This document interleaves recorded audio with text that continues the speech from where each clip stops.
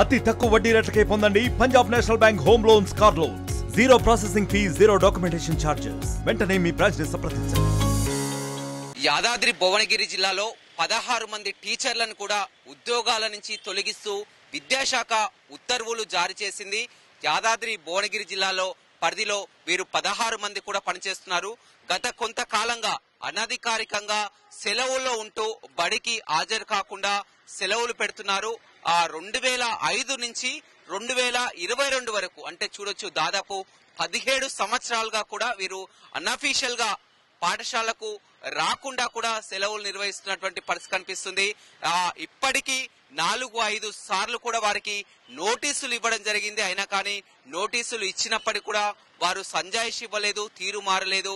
ఎట్టకేలకు కూడా ఆ 16 మంది టీచర్లను కూడా ఆ విధుల నుంచి పూర్తిగా రిమూవ్ చేస్తూ కూడా విద్యాశాఖ నిన్న ప్రకటనలో తెలిపిందని చెప్పవచ్చు.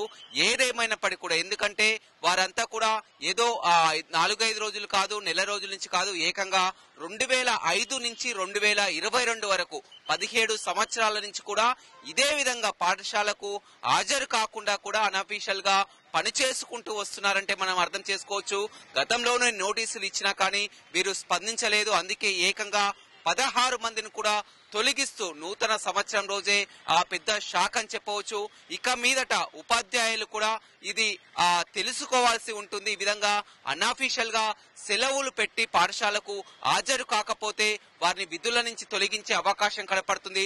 రాష్ట్ర ప్రభుత్వం కూడా విద్యాశాఖపై పెద్ద దృష్టి కూడా పెట్టింది. ఇప్పటికే విద్యాశాఖ కమిషన్ ని కూడా నియమించడం జరిగింది. ఓవైపు ఈ విధంగా కమిషన్ ని నియమిస్తూ మొత్తం విద్యాశాఖను గాడిలో పెట్టాలని చూస్తుంటే, ఈ విధంగా ఉపాధ్యాయులు గైరాజరవుతూ నెలలు కాదు, సంవత్సరాలే బడికి రాకుండా ఉండడం పట్ల కూడా ఏకంగా యాదాద్రి జిల్లాలో 16 మంది టీచర్లను కూడా విధుల నుంచి తొలగించడం జరిగింది. మరిన్ని వీడియోస్ కోసం ఛానల్ ని సబ్స్క్రైబ్ చేయండి. లేటెస్ట్ అప్డేట్స్ కోసం వాట్సాప్ ఛానల్ ని ఫాలో అవ్వండి. ఆ లింక్ డిస్క్రిప్షన్ లో ఉంది.